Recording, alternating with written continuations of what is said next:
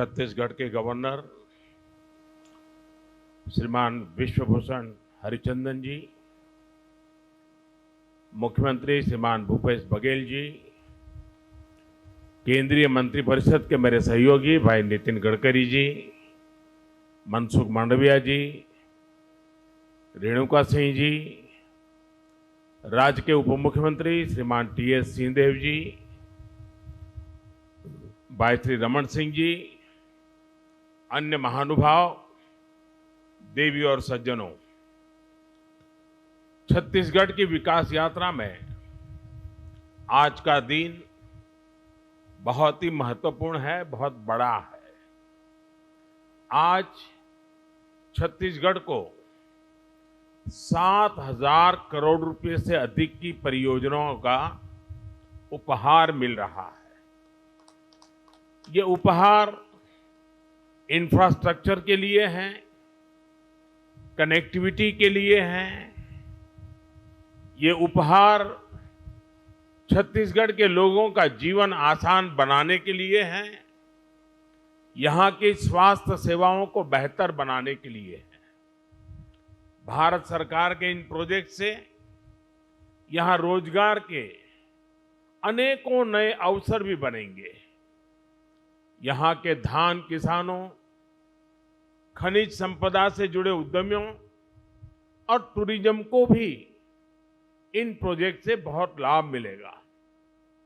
सबसे बड़ी बात यह कि इनसे आदिवासी क्षेत्रों में सुविधा और विकास की नई यात्रा शुरू होगी। मैं इन सभी प्रोजेक्ट्स के लिए छत्तीसगढ़ के लोगों को बहुत बहुत बधाई देता हूं।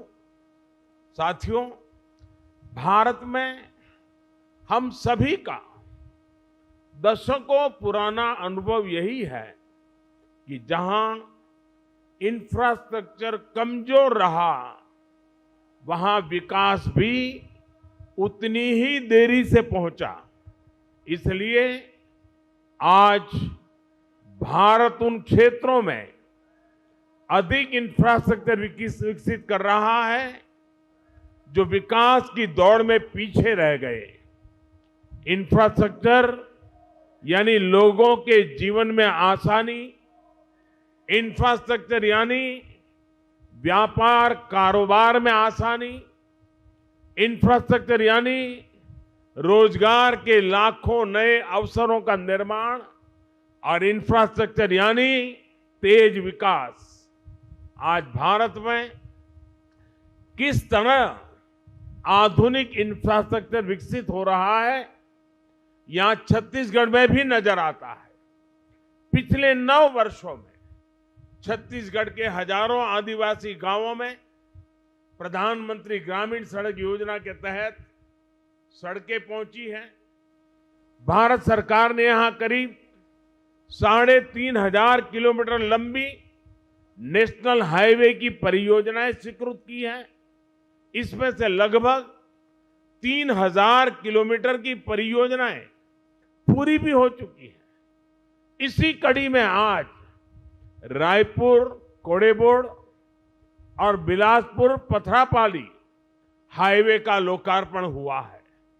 रेल हो, रोड हो, टेलीकॉम हो, हर तरह की कनेक्टिविटी के लिए पिछले 9 साल में भारत सरकार ने छत्तीसगढ़ में अभूतपूर्व काम किया है।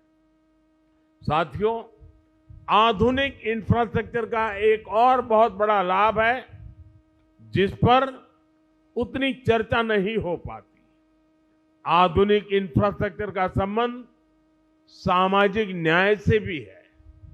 जो सदियों तक अन्याय और असुविधा झेलते रहे, उन तक भारत सरकार आज ये आधुनिक सुविधाएं पहुंचा रही है। गरीब, दलित, पिछड़े, आदिवासी, इनकी बस्तियों को आज ये सड़कें, ये रेल लाइनें जोड़ रही हैं। इन दुर्गम क्षेत्रों में रहने वाले मरीजों को, माताओं बहनों को आज अस्पताल पहुंचने में सुविधा हो रही है। यहाँ के किसानों, यहाँ के मजदूरों को इससे सीधा लाभ हो रहा है। इसका एक और उदाहरण मोबाइल कनेक्टिविटी भी है।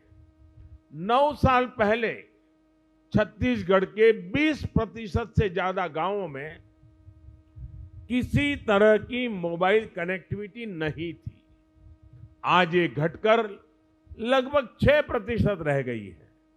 इनमें से अधिकतर जनजातीय गांव है, नक्सल हिंसा से प्रभावित गांव है।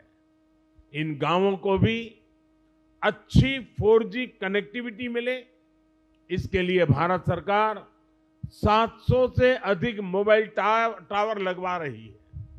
इनमें से करीब 300 टावर काम करना शुरू कर चुके हैं।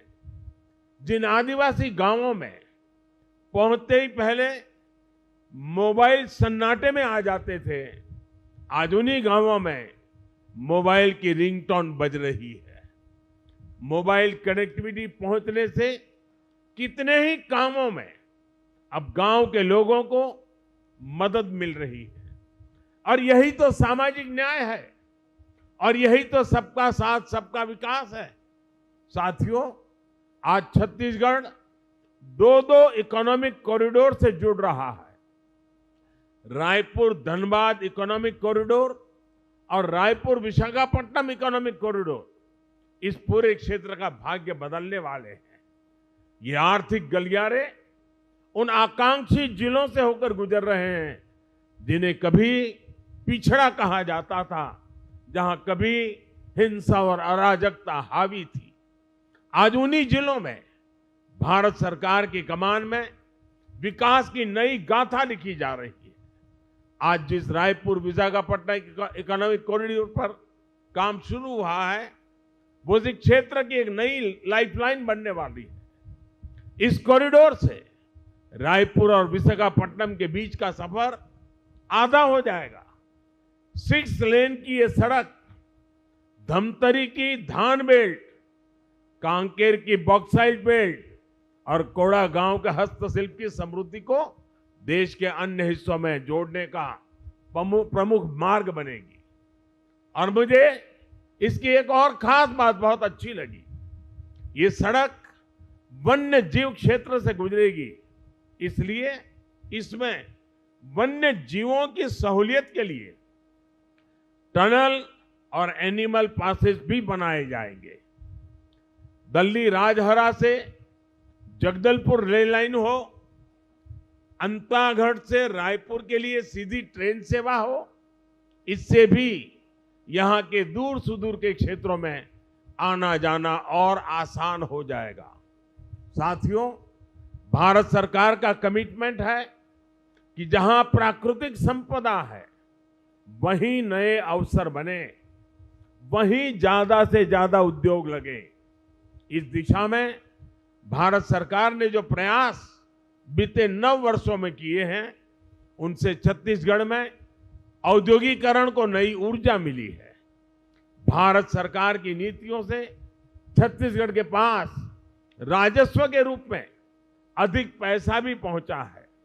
विशेषकर माइंस और मिनरल एक्ट बदले जाने के बाद छत्तीसगढ़ को रॉयल्टी के रूप में कहीं अधिक पैसा मिलने लगा है। 2014 से पहले के 4 वर्षों में छत्तीसगढ़ को 1300 करोड़ रुपए रॉयल्टी के तौर पर मिले थे, जबकि 2015-16 से 2020-21 के बीच छत्तीसगढ़ को लगभग 2800 करोड़ 2800 करोड़ रुपए रॉयल्टी के रूप में मिले हैं।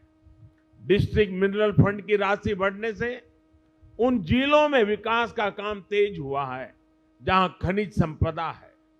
बच्चों के लिए स्कूल हो, पुस्तकालय हो, सड़कें हो, पानी की व्यवस्था हो, ऐसे ही कितने ही कामों में अब डिस्ट्रिक्ट मिनरल फंड का पैसा खर्च हो रहा है।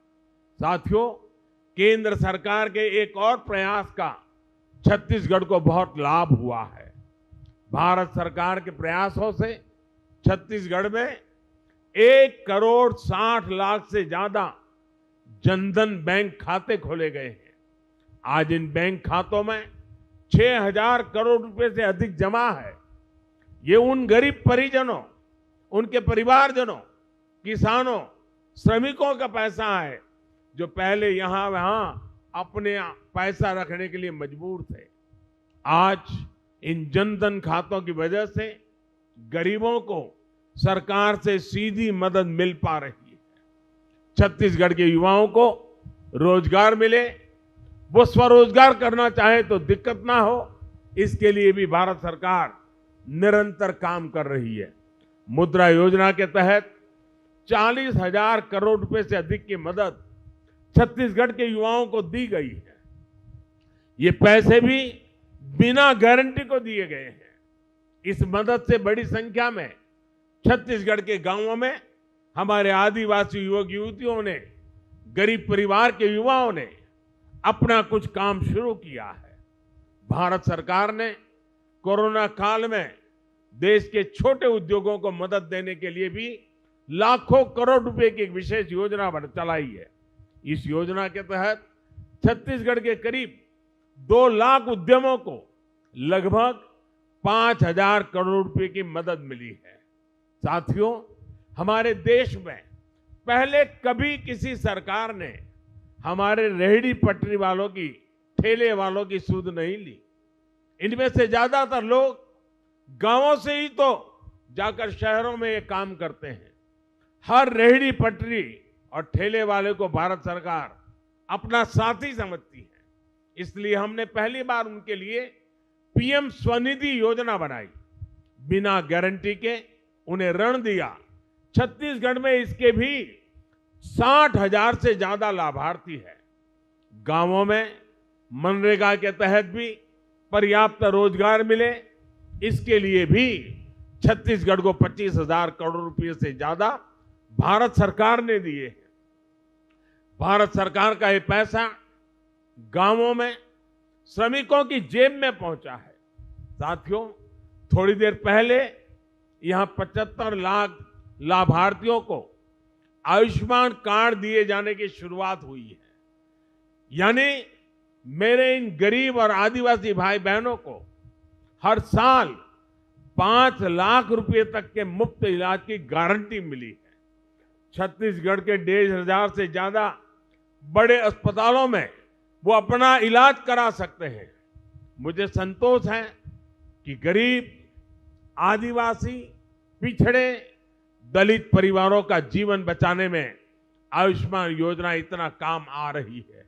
और इस योजना की और एक भी विशेषता है, अगर छत्तीसगढ़ का कोई लाभार्थी हिंदुस्तान के किसी और राज्य में है और वहां उसको अगर कोई परेशानी हो गई तो ये कार्ड वहां भी उसका सारा काम पूरा कर सकती है। इतनी ताकत इस कार्ड में है। मैं आपको विश्वास दिलाता हूं कि भारत सरकार इसी सेवा भाव से छत्तीसगढ़ के हर परिवार की सेवा करती रहेगी। एक बार फिर आप सभी को इन विकास कार्यों के लिए बहुत बहुत बधाई देता हूं, बहुत बहुत शुभकामनाएं देता हूं। धन्यवाद।